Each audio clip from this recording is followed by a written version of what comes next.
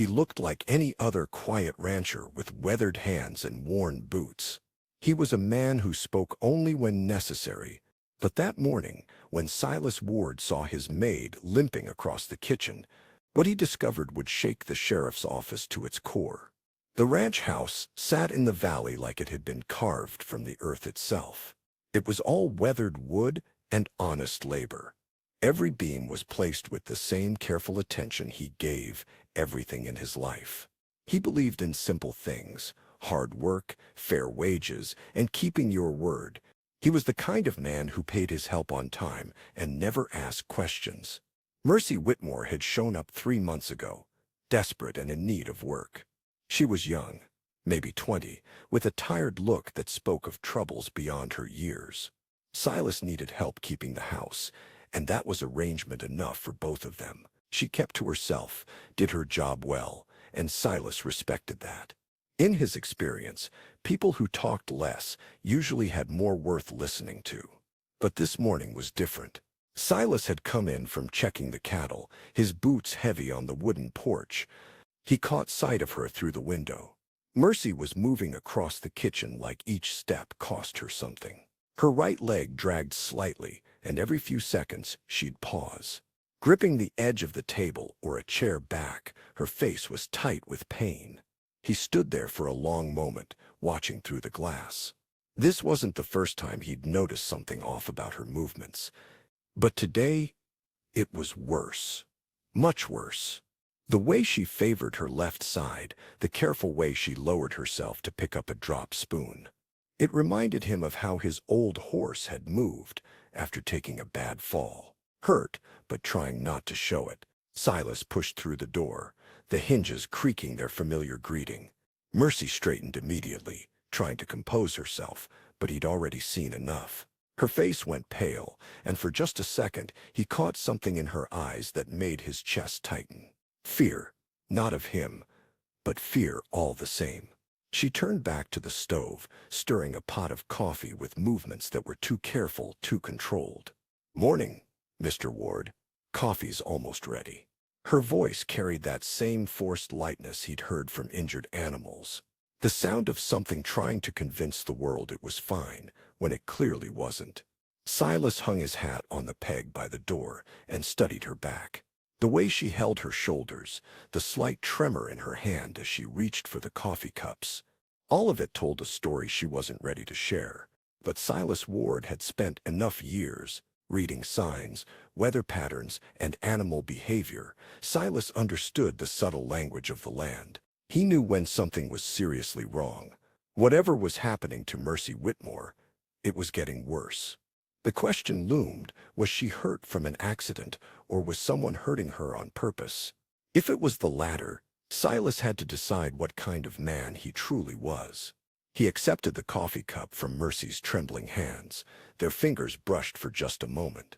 Her skin felt cold, despite the warmth of the kitchen, and he sensed her flinch at the contact. It was the reaction of someone startled, someone expecting pain. Silas took a sip of the coffee, studying her over the rim of the cup. She kept her back to him, busying herself with unnecessary tasks at the counter. Her actions were frantic, the kind of activity that came from wanting to disappear without leaving. "Mercy," he said quietly. She stiffened, her hands stilling on the cloth she'd been using. "Yes, sir. You're hurt." It wasn't a question, they both knew it. The silence that followed stretched between them like a held breath. Outside, a meadowlark called from somewhere in the distance, its song bright and careless. Inside the kitchen, the only sound was the soft tick of the clock on the mantel. The whisper of Mercy's uneven breathing filled the air. When she finally turned to face him, Silas saw something that made his jaw tighten. Her lip was split on the left side, the cut fresh enough that it hadn't fully healed. A yellowing bruise spread across her cheekbone, mostly hidden by her hair. But it was her eyes that told him everything he needed to know. They held the dull resignation of someone who'd stopped believing things could get better. "I fell," she said, the words coming out too quickly. "Clumsy of me. I tripped over my own feet coming down the stairs yesterday evening." Silas set down his coffee cup with deliberate care. He'd heard enough lies in his life to recognize the sound they made. This one fell flat in the air between them, as hollow as an empty grain silo. "Show me these stairs," he said. Mercy's face went white. "The stairs you fell down. I'd like to see them." She opened her mouth, then closed it again. They both knew there were no stairs in the small cabin where she stayed. It was built on level ground, with a single step up to the front door. Silas had built that cabin himself, same as everything else on his property. He knew every inch of it. The lie hung between them like smoke from a dying fire. Mercy's hands twisted nervously in her apron. Silas felt the weight of the moment, thinking she might reveal the truth. Instead, she squared her shoulders, lifting her chin defiantly. It was a brave act that was also heartbreaking. "I should get back to my work," she said, turning away. Silas noticed her careful, measured steps. Each step seemed calculated to avoid pain. This wasn't her first time experiencing such hurt. The way she held herself and hid her injuries was the behavior of someone skilled in survival. As Mercy limped toward the pantry, Silas made a decision that would change everything. He resolved to uncover who was hurting his employee, promising that person would face consequences. Silas had spent his life believing that protecting what was his was a sacred duty. Now, he wondered if the truth would be worse than he was ready to handle. That afternoon, Silas found himself doing something he had never done before. He was watching his own property as if a stranger might lurk in the shadows. Silas positioned himself near the barn, pretending to work on a broken harness. His eyes tracked every movement across his land, vigilant and alert. As the sun began its descent, he saw a rider approaching from the distance. Silas recognized the slouched posture and swaggering gait of Deputy Vernon Briggs. The deputy rode as if he owned every piece of ground beneath him. Silas had little respect for Briggs, knowing the deputy had a mean streak as deep as a dry well. Briggs had a way of looking at people like they owed him something just for existing. He was the kind of lawman who relished power more than the pursuit of justice. Everyone in town knew this, but knowing it and taking action were two different things. Briggs dismounted near Mercy's cabin, tying his horse to the post Silas had installed for visitors. This didn't seem like an official visit. The deputy glanced around, nervous and wary. He knocked on Mercy's door with the back of his hand, hard enough for Silas to hear it. The door opened almost immediately, as if Mercy had been waiting for him. Silas, watching from the barn, couldn't hear their words but read their body language clearly. Briggs pushed his way inside without invitation, and Mercy stepped back, her posture submissive and afraid. The door closed behind them, leaving Silas with a growing sense of dread.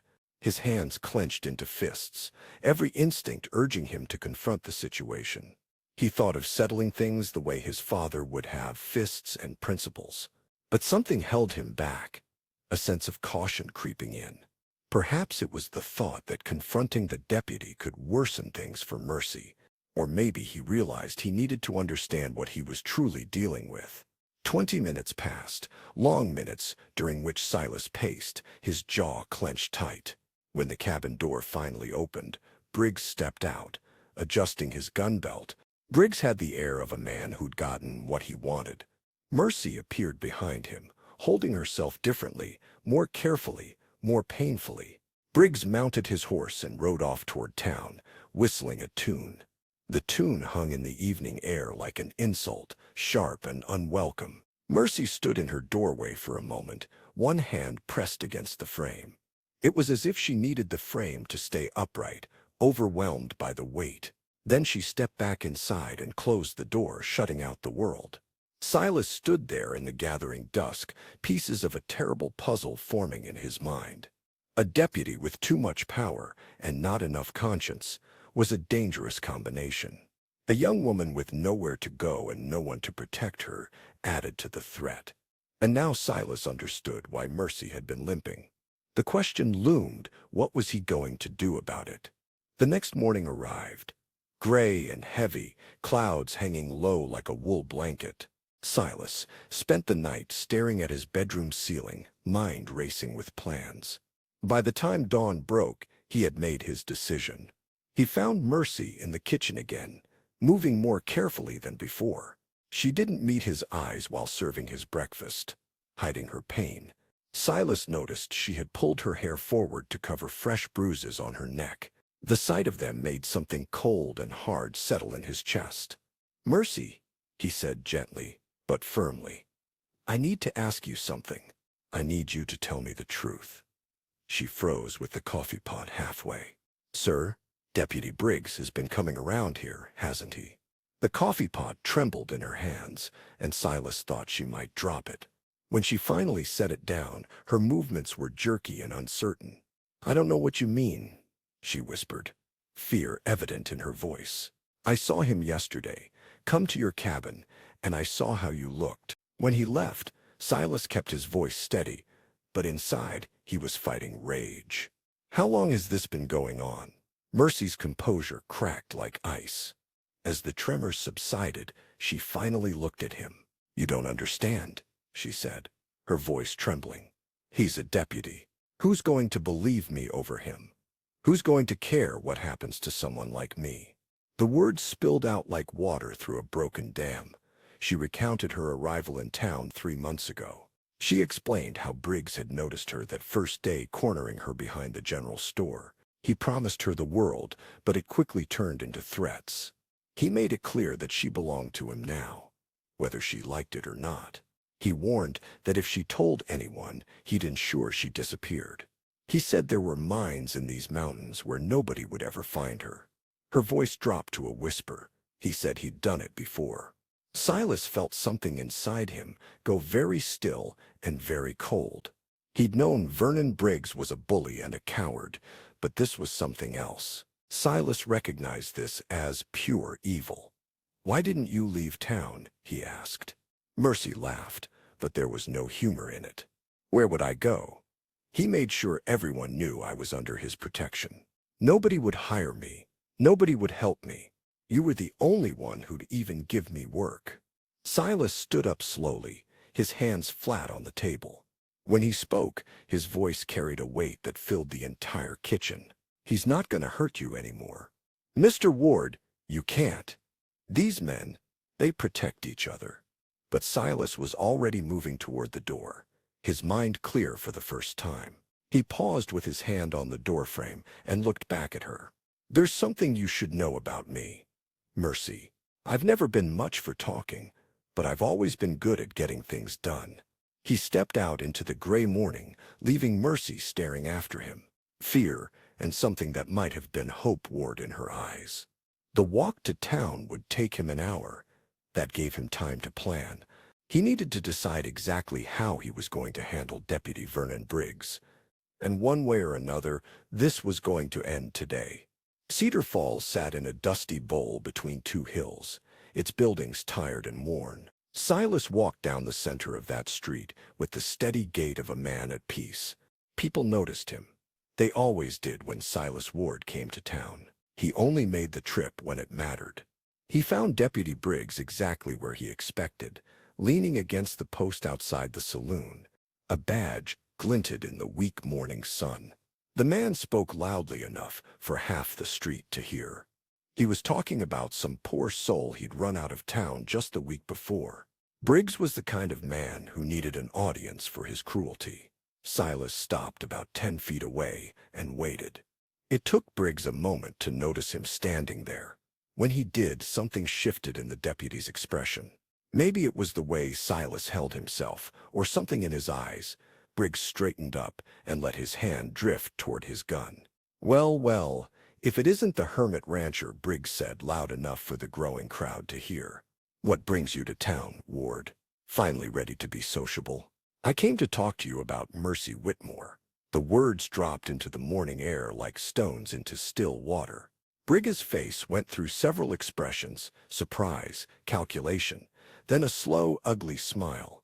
"Don't know who you're talking about," Briggs said, but his eyes had gone hard and flat.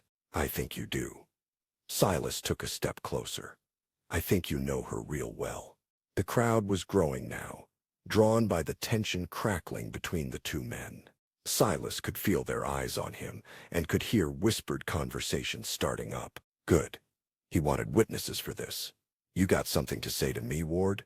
You better say it plain. Briggs snarled, his hand now resting openly on his gun grip. Silas looked around at the gathered faces, shopkeepers, farmers, wives with children peeking out. These were people who'd lived with Briggs's brutality for years, too afraid or too powerless to do anything. I'm saying that you've been hurting a woman who works for me, Silas said, his voice carrying clearly. I'm saying that you're a coward who uses his badge to prey on people who can't fight back. The crowd went dead silent.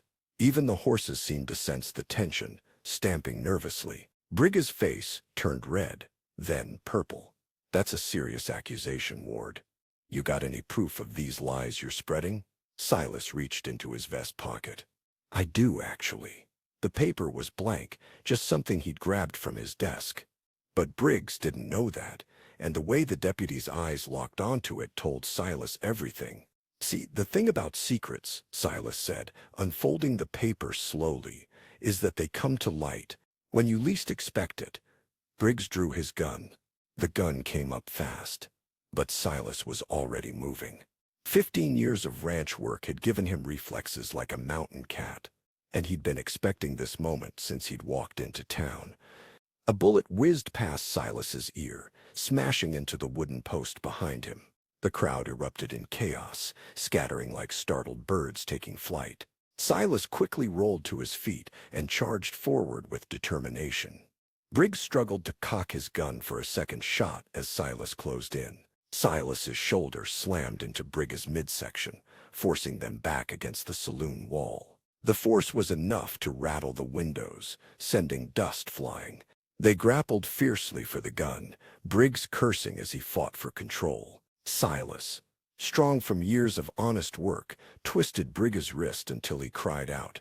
With a gasp, Briggs dropped the weapon, which skittered across the walkway. The gun came to rest near Marshal Kane, who rushed in at the sound of gunfire. Kane, older and grayer, had steady eyes that suggested he'd seen too much. That's enough, Kane shouted, his gun drawn but pointed at the ground. Both of you, step back, he commanded, his voice firm and unwavering. Silas released Briggs and raised his hands, breathing heavily from the struggle. Briggs slumped against the wall, clutching his wrist and glaring with hate. He attacked me, Briggs snarled, trying to shift the blame. Tried to kill me. Arrest him, he demanded, voice rising. These were people who had lived in fear of Vernon Briggs for too long. Now, something had shifted. Someone finally stood up against him. Is that true? Kane asked the gathered townspeople, his voice steady. This man attacked Deputy Briggs without cause. He probed further.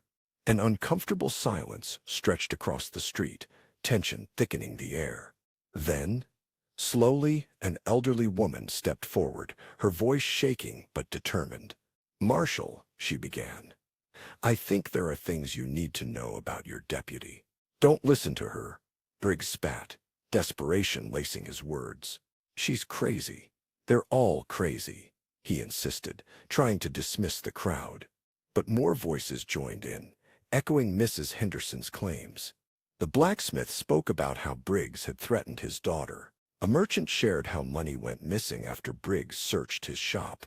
Story after story emerged, painting a picture of a man misusing his badge.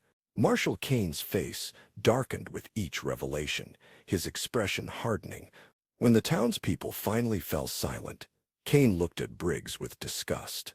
Vernon, he said quietly, I think you better tell me about this Mercy Whitmore. I don't know any, Briggs protested, panic rising in his voice. Don't. Kane's voice cut through Briggs's protest like a blade. Don't lie to me. Not anymore, Kane insisted, his voice low and fierce. Silas stepped forward, keeping his hands visible, ready to speak. Marshal, there's a young woman at my ranch, terrorized by your deputy. She's got bruises that tell a story no decent man should have to hear. Kane studied Silas for a long moment, weighing his words carefully. Everyone in the territory knew Ward's reputation, a man of integrity, A man who kept his word and minded his own business. When he spoke up, it indicated something serious was unfolding. These are serious charges, Kane finally declared. They're lies, Briggs shouted, though his voice cracked with desperation. You can't trust these people over a sworn officer. At that moment, Silas pulled out the real evidence he'd been saving. It was a torn piece of fabric he found near Mercy's cabin. This fabric matched the shirt Briggs was wearing right now. He had picked it up that morning, while Briggs was inside. Now Silas held it up for everyone to see. Marshal Kane glanced from the fabric to Briggs' shirt and back to Silas. When he spoke again, his voice was heavy with the weight of justice long delayed. Vernon Briggs, you're under arrest. The jail cell door clanged shut behind Vernon Briggs, echoing through the entire town. Marshal Kane turned the key with deliberate care. He hung the key on the hook behind his desk, where everyone could see it. The former deputy sat on the narrow bunk, head in hands. He finally understood that his reign of terror was over. I'll need you to bring Miss Whitmore to town tomorrow, Kane told Silas. She'll need to give her statement officially. Silas nodded, reassuring him that she would be there. And Ward, Kane's weathered face, was serious. Thank you. I should have seen what was happening. I should have stopped it sooner, he continued. We all should have, Silas replied. But it stopped now. The ride back to the ranch gave Silas time to think about what came next. Mercy would need time to heal. She needed time to trust that she was truly safe. But for the first time in months, she would be able to sleep without fear. He found her sitting on the porch of her cabin, staring out at the mountains as if seeing them for the first time. When she heard his horse approaching, she stood up slowly, her face filled with questions she was afraid to ask. It's done, Silas said simply as he dismounted. He-Gives is in jail. He won't be bothering you or anyone else anymore. Mercy's knees gave out, and she sat down hard on the porch steps. For a moment, Silas thought she might faint. Then the tears came, not the silent, desperate crying he had seen before, but tears that washed away months of pain. I can't believe it, she whispered. I thought he'd always... You thought wrong, Silas said gently. Sometimes it just takes one person willing to stand up and say enough. They sat in comfortable silence as the sun began to set. The mountains painted the sky in shades of gold and crimson. The ranch felt different now, peaceful in a way it hadn't been. Since Mercy had arrived, the shadow that had hung over them was finally gone. What happens now? Mercy asked. Silas considered the question. Now you heal. Now you remember what it feels like. To be safe, if you want to stay here, there's always work for someone willing to do it honestly. And if people ask what happened, let them ask, Silas said. Truth has a way of spreading faster than lies. Once it gets started, as the stars began to appear in the darkening sky, Mercy Whitmore smiled for the first time in months. It was a small smile, tentative and fragile, but it was real. And for Silas Ward, who'd never been much for grand gestures or flowery words, that smile was worth every risk he'd taken. Sometimes the most important battles were fought not with guns or armies, but with the simple courage to stand up, when standing up mattered most. And sometimes, when a quiet rancher finally decided to speak, his voice could shake the very foundations of justice itself. The truth had set them both free.